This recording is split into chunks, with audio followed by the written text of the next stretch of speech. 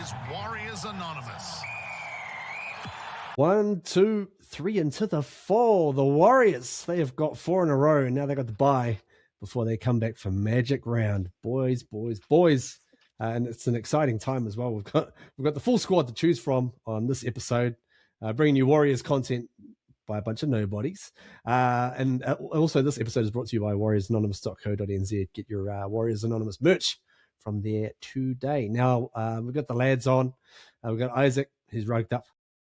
Daniel's also quite rugged up. Moneta is reporting live from Henry Fa'afuri Stadium, which is always fun to see him utilizing his backgrounds, as we've seen on different episodes. But lads, let's start us off with a huddle now. We'll start with you, Moneta, because you are on the scene over at the Cake Tin there. Jackson Ford didn't get any points for the Dally M's this round. Was he hard done by? Yes. I thought he was up to his usual standards again. He may have not made as many meters, but I thought he was there and thereabout. 80 minutes, scored a try, and made heaps of tackles. So, yeah, I thought he was a bit hard done by for not getting any points. To the tune of 50-odd bloody tackles, my goodness. Isaac, hard or not, bro? Was he hard done by? Yep, hard done by. Yeah, 50-odd tackles. I think it was 175 meters.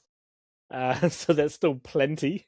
In a 71-minute stint, and a try to boot as well. Mistake-free. I mean, that's one part of his game he's managed to get rid of. Years gone by. He might have been cursing the old Ford Fiesta. Yeah, the Lego hands. Lego hands. Oh. But he seemed to fix those now. So yeah, hard done by. He's probably got a little poster on his locker, with an image of when we gave him the Lego hands and he's probably got that right there just to go, not today, you bastards. Anyways, Buddha, hard on the Dally M's for Jacko. Yeah, hard. I mean, there were some notable mentions across. I think there were some decent players on the field. And also I think, Cleary seems to get 5 points every week, right? And I don't think he always has a 5-point game all the time, but he gets that kind of star name recognition. The only criticism is that maybe Jackson Ford was 9 minutes shy of his 80. They gave him a break because the game was in the bag, but hard done by, especially when you're just playing at a level, right? Week in, week out. He's just set a high bar for himself, so maybe it's a curse. Yeah, almost taking it for granted a little bit, isn't it? Like, if he'd stayed on, maybe got another 10 tackles, 60 tackles, maybe then the judges would have been like, we can't quite ignore that. But I actually thought Loffy was pretty hard done by. I thought he was, if not our best player for mine, watching on the sideline on Saturday night at Combank Stadium. The lads at SEN gave me a media pass, so I headed along to the ground. First of all, I joined in on the hikoi with Warrior Nation. I joined up with Richie Morgan and the whole crew beating the drum from the pub down the road. So then we made our way over, singing away, getting the chants ready. It was all very well rehearsed, and everyone knew the chants, everyone knew the drum beats to match the chant and everything. So that was impressive. But I was also talking to Richie as well, because I had absolutely no idea where to go as a media person. I was like, how do I even get in? Like, do I just go on the normal gates? He's like, no, bro, you got to go around to the other side. They've got like a little white door for you to walk through. So I wandered through there, headed on out, and sort of, just kind of waited, as I made my way out to the field. And it was kind of like the whole time I was just waiting for someone to be like, what are you doing? Like, what are you doing here? Kind of thing. I would have been like, and just run off. But it didn't happen. So I just wandered out, walked past the sort of the Parramatta bench, and then sort of over towards the Warriors bench, and saw Daryl Halligan doing some pre-game stuff for Sky TV. So he was doing his little spiel there. So I was just kind of hanging out behind, trying not to get in the shot kind of thing, ruin things, which was all good. And then sort of I said to him, as the Warriors ran out for their warm-up, big roar came up, from the Warriors fans and that. And I just turned to Daryl and I was like, mate, did you ever get cheered like that for your warm-up? And he was like, nah, I used to get booed. So it was kind of the icebreaker. So ended up actually watching the first half, hanging out with Daryl and the cameraman there. He was like, "Hey, grab a seat and come sit with us." So it was cool sitting watching the game with him. He also saved me as well, because as the Warriors ran out onto the field for the game, I'm sort of doing the footage thing with the camera and tracking them onto the field. And little did I realize that immediately to my left was the demigod. Demetrius was steaming along, straight line.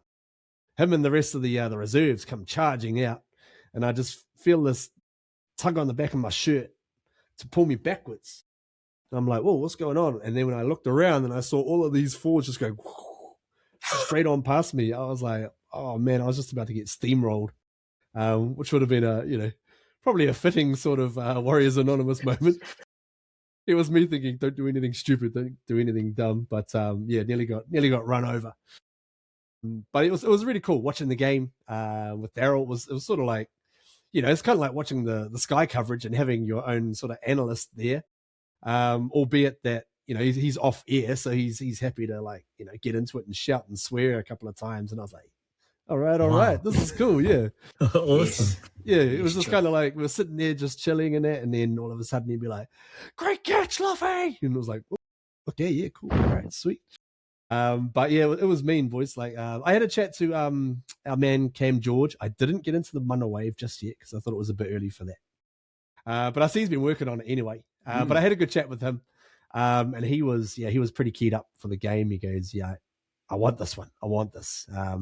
And he was really happy about what had happened in Wellies the week before. And I told him I was from Wellington, and it was an emotional experience. And he said, "Man, it was something else playing at the hallowed turf where you are tonight, Moneta." I also caught up post game with a couple of the guys we've had on the podcast previously. So I had a chat to Chanel. It's good to see him.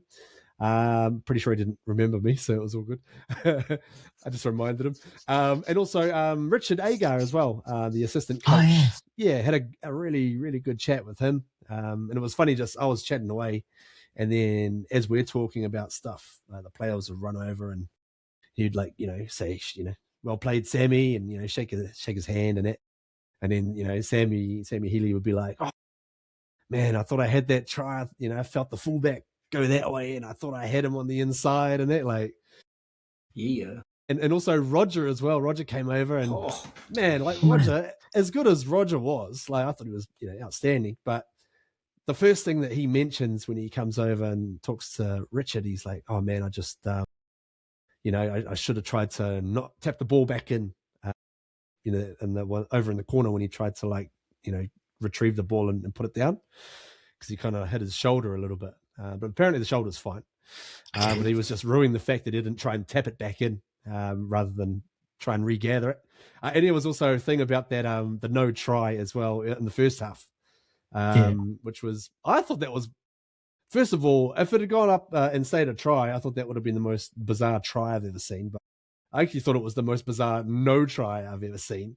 Because, it looked like he was getting up. He kind of got up to play the ball, and then they tackled him for an extra 3 meters over the line, and he was like, "Well, all right, I'll put the ball down." But yeah, interesting to see, just the approach that the players have, that they're really setting high standards for themselves. They don't sort of come off the field just reading into the final score and whatnot. They were just sort of focusing on what they could improve on. So yeah, really cool. Wade's also fine. He came by and Richie asked him, he's like, "You all good?" And he's like, "Yeah, I'm sweet, man." He's all good. So he'll be fine for Magic Round. And it looks as though they'll be doing a few trainings this week before getting, say, from Thursday onwards off. And then they'll be getting up for Magic Round against the Broncos. So picked up quite a bit of information, I guess. Wow. Down there on the sideline, and shaking a few hands, a little bit fangirly, shaking Roger's hand and Demetrius. It was like, "Oh, yeah, hi, I'm Jared. So yeah, really, really cool experience. So already looking forward to the next game that I can kind of sneak into. So we'll see how that. Wow, man! How many photocopies of the media pass did you make? Wondering any other grounds. It's like, no, Daryl Halligan knows me over there. Yeah, it's funny. I actually picked up 3 media passes. For one for myself, one for the other guy, one of the other guys at work, one of the producers. I think his one's for State of Origin, and then also I picked up Chad Townsend's one as well for Magic Rounds. Cherry. Yeah. So I have to make sure I need to remember to take those into work to drop them off to the boys. You could probably get away with looking a little bit like Mr. Townsend. Hey? I'm the Chad. The Chad. Wow, that's awesome, man. Yeah, so boys, yeah, real experience. And yeah, looking forward to doing it the next time. It's just it's tricky. It's tricky when you're on the sideline because you can feel the ferocity of the hits, the contacts, and see Demetrius steaming onto it and that sort of stuff. But also you it's harder to get a lot of perspective. You can't really see how far someone is from the try line and whatnot. So it's sort of it's got its pros and cons, but we'll definitely go back for a bit more and try and be a bit more onto it about getting some more footage. And I've got a bunch of it on my phone, but I just haven't gotten around to editing it and putting it up yet. So we'll do that in due course. But I did spot on one of the I had to crack up. I ended up just sneaking into the background of one of the Warriors' social media posts. They're taking a photo of a couple of the guys, and I'm in the background of my phone, like. So good fun, but all the wiser for next time. I think it might be the Dragons game, but we shall see. On to I guess wrapping up that game. Speed. We've got some speed now, and it seems to have just changed our whole world. Daniel, what's your thoughts on Loffy especially? We all hoped and prayed that the acquisition of Loffy would be the catalyst for just the ability to skin a player out wide, right? And I think for me, that's it. It's got the shape and play, that sort of slingshot kind of play where the elite teams have. And just watching it on Saturday night, like a couple of tries, we saw it in Wellington, but I thought we saw it in a better flow this weekend.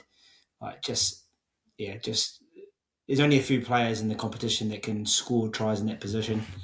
Alofi's one of them. So but weirdly, it feels like everyone's got a new leg, another couple of clicks in their legs because our attacking shape looked amazing. And maybe it's from them, those middle forwards barreling through. But I've never really associated us with express pace until now. Yeah, did right. In fact, it's often been quite the opposite. Like, we'd camp up in the opposition 20 and sort of not be able to do hardly anything with it. But in terms of the halves, obviously that Chanel pass, far out. That was amazing. But after the game, Webby in the press conference, he came out and said that he'd be looking to stick with the same, combination with Chanel and Tanner Boyd. So Luke Metcalf spent the whole 80 minutes on the sideline on Saturday night.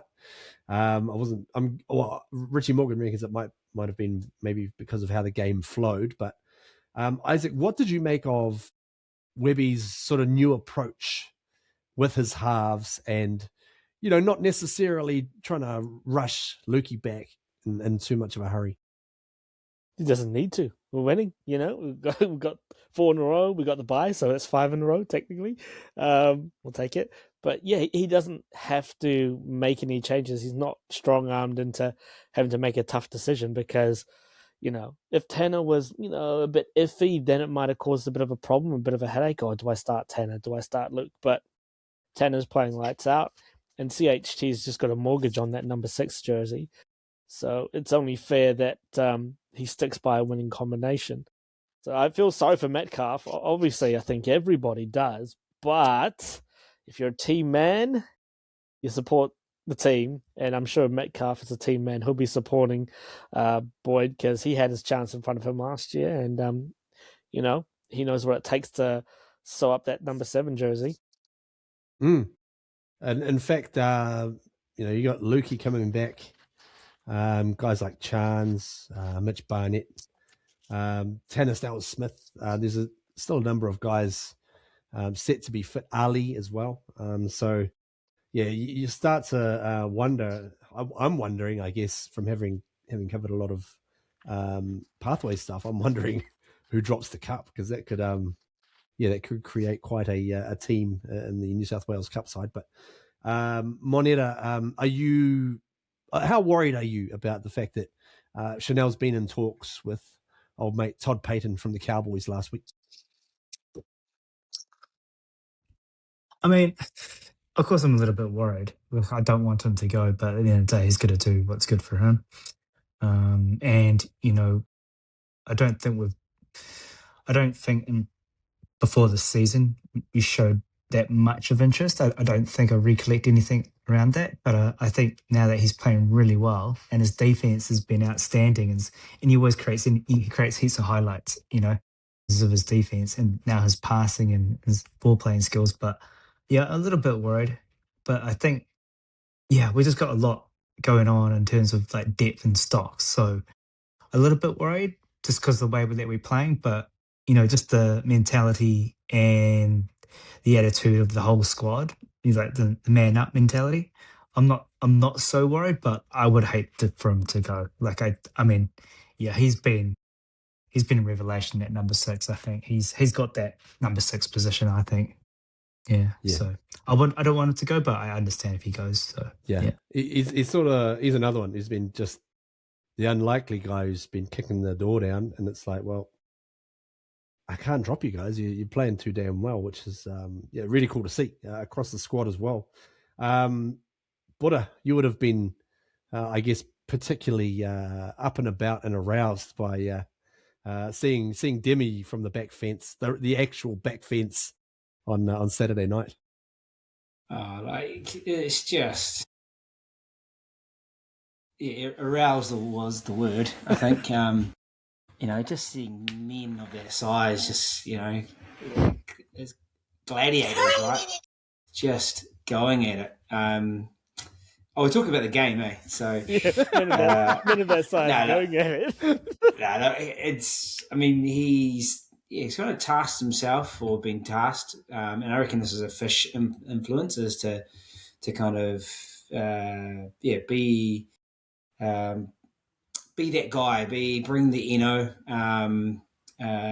don't take a backward step, put it out there, like he's got a role to play. And what I love about it, he can play that role as well, but he also has that silky deft, pass to his game as well. So, but that enforcer role is really important. So I think if we want to compete with those top teams, he'll continue that as well. And just, it just goes to show we just roll down the field off the back of that, right? And just really, they are now labelling us as probably the scariest 4-pack in the game, and off the back of that sort of work. So just more, please, Demi. Just keep going, mate. It was pretty cool to see him up close, and sideline analyst Daryl Halligan pointed out that Demi is actually not that much smaller than a guy like Junior Bowler. So that was, it was quite an eye opener. You see him, you're like, he's a big boy. Yeah. You go back a few years, I remember he debuted. Nathan Cleary's chin hit his hand and he got binned. And then I think he did his knee or something. He must have done a MCL. And he came back and he just doubled in size. It's like he came back and he was the guy that ate Demetrius Vaiamonga. So the growth of the man, and I guess young fellas as well, but just dynamic though, eh? Speed, power. He's did the little Russian doll trick, like the. Actually, I need before we get on to the next topic, which involves Wayde Egan.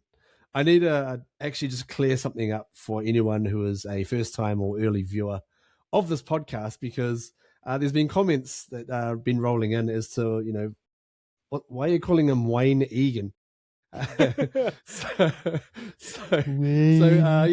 you're new to the podcast, welcome and apologies. But also, that was inspired by a major spelling mistake on a Wayde Egan banner back in the days in one of the stadiums, where they had spelt it Wayne, Wane, which I actually don't even think that's not even the correct spelling of Wayne anyway. But so that's that's why we call him Wayde Egan. It's not an oversight. It's actually a deliberate ploy by us morons. So thank you for watching. But Isaac, in terms of Wayde Egan, failed his HIA and had to come off. But what did you think of our man Sam Healey stepping up into the fray and taking over? I just want to talk about the point of getting players' names wrong. I don't know why I find that so hilarious. Like, does anyone remember the classic, was it the VB cricket series? Glenn McGrath had a shirt and it said Glenn McGarth on the back. And for some reason, I just lost my mind. I just thought it was the funniest shit ever. It's been happening for years. What about Volandis with LA Osei, Josh Lao? Yeah. Just shit like that. I don't know why. It just cracks me up. Anyway. One more to add to that as well. I just saw one on Fox League the other day where they were reporting on a Boncos game.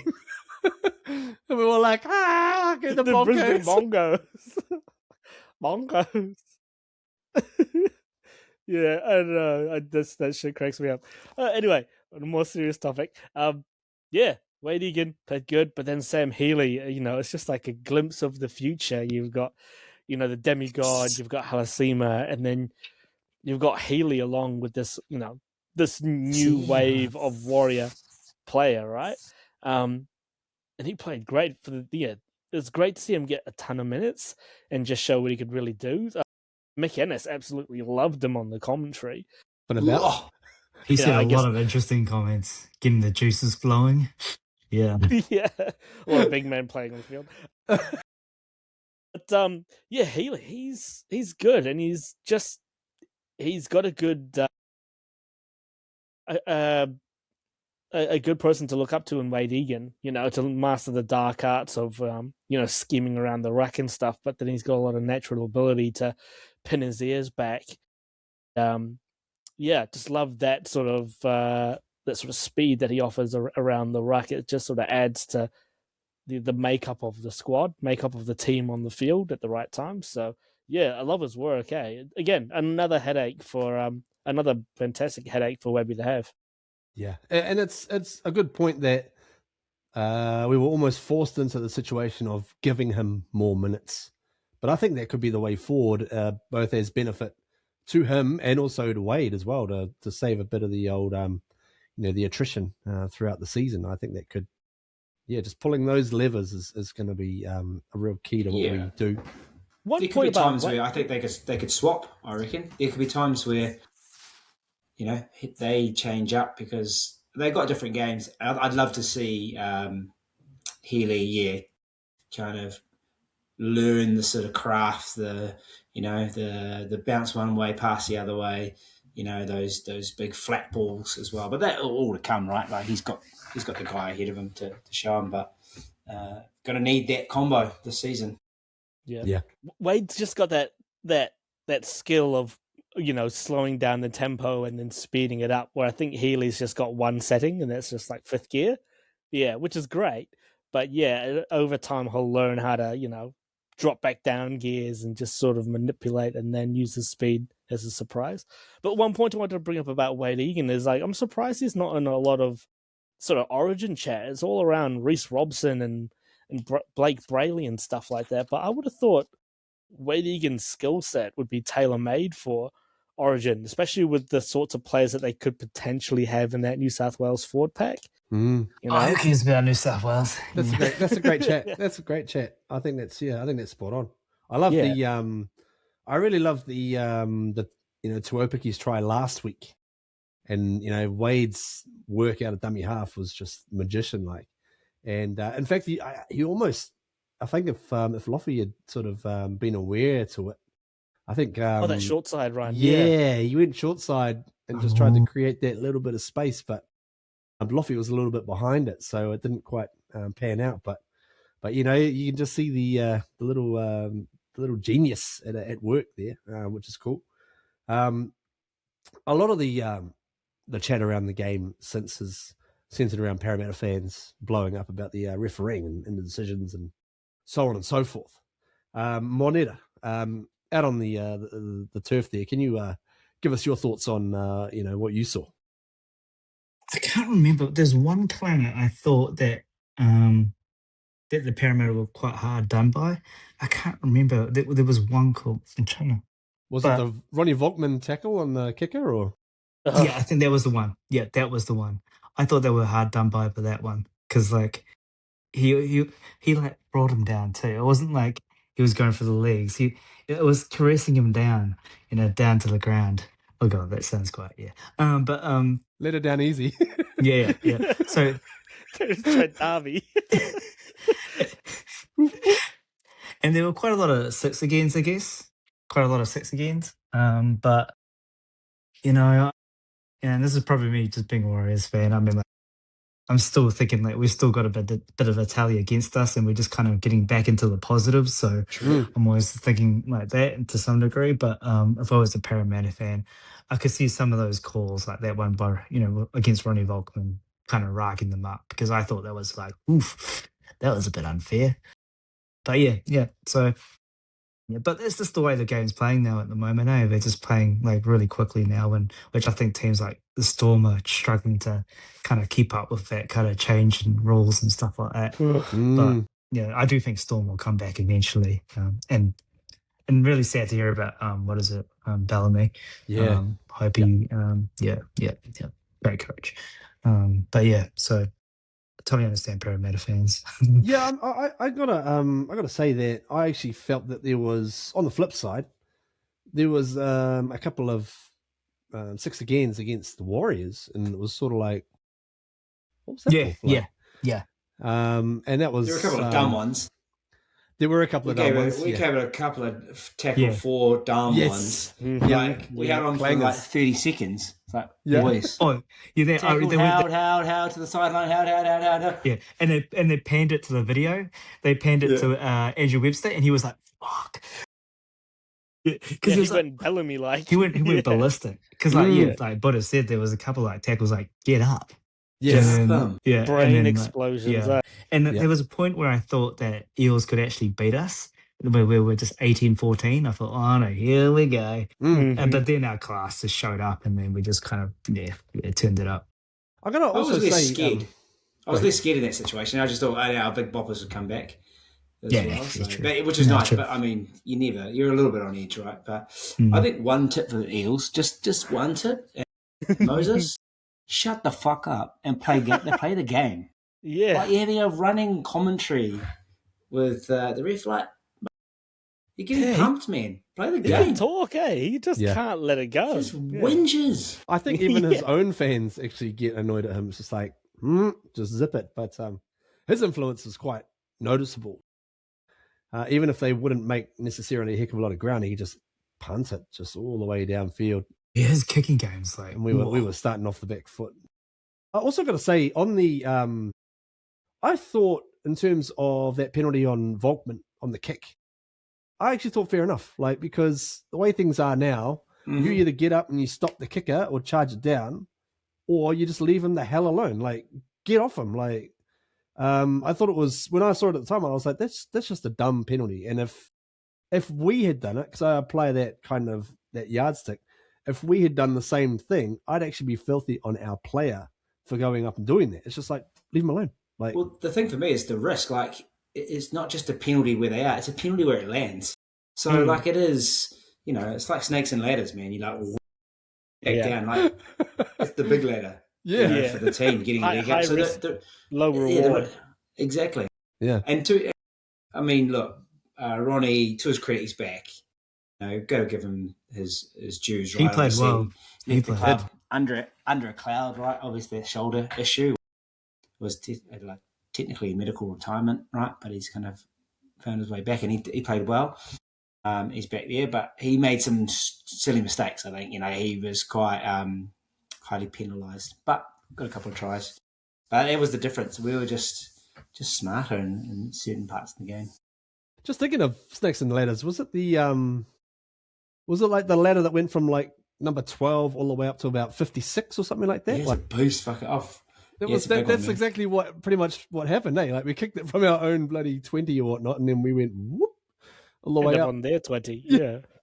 Yeah. 56. That's it. Now, boys, we've got the bye week coming up, which presents its own opportunities and challenges. Isaac, what do we need to do over this bye week to ensure that we come back and fire against the Boncos up at Suncorp for Magic Round? The Boncos. Boncos. Magic Wound. Peter Woparty presenting Magic Wound. Nobody do anything stupid. Nobody get a dumb injury from, I don't know, playing volleyball on the beach or some shit like that. No barbecues. Yeah, no barbecues, no hiding under beds or anything like that. Like the balance styles. Just nothing dumb, really. Just enjoy the break off. They've had 4 wins in a row. I can't say they earned the break because the bye was already scheduled, but hey, they've earned a break. And then go back to the drawing board next week in training and build up for Magic Round. That's all I could really say. Keep it simple. Yeah, nice. Now we are sitting at the end of the bye week. Funnily enough, we will be sitting on the exact same record as what we had in 2025. 7 wins, 2 losses, 1 bye. I want to put it to you boys. We'll go around. We'll start with Moneta if he's ready. Maybe he's not. We'll throw it to you, Buddha. Is the 2026 side better than 2025? Yeah, I think it is, and I think the reason it's better is, and going into the season, is the depth of the squad. Those young fellas have now established. First graders and dominant first graders in some areas as well. The league are talking that we've got the best bench going around.